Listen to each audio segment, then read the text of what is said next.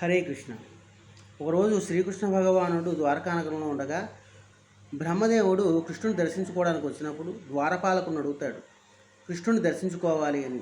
ఆ ద్వారపాలకుడు కృష్ణుడి దగ్గరికి వెళ్ళి బ్రహ్మగారు వచ్చారు అని చెప్పిన తర్వాత కృష్ణుడు ఏ బ్రహ్మ అని ప్రత్యుత్తరం ఇస్తారనమాట.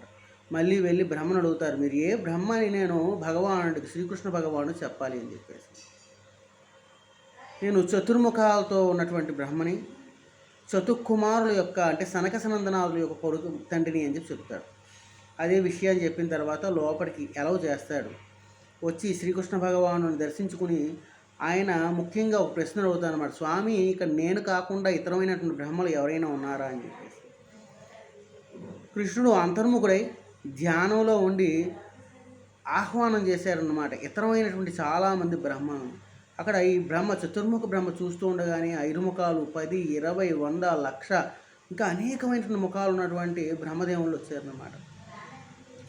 వారందరినీ సందర్శించుకున్నాడు. అక్కడ ఇంద్రులు వచ్చారు, శివుళ్ళు వచ్చారు, చాలామంది ఉన్నారు. వీరందరినీ చూసిన తర్వాత చాలా ఆశ్చర్యపోయాడు అన్నమాట. ఇక్కడ ఆశ్చర్యపోవడానికి కారణం ఏమిటి అంటే, ఇక్కడ బ్రహ్మ తనకు తానుగా అనుకుంటున్నాడు అన్నమాట, నేను ఒక్కడనే బ్రహ్మని అని.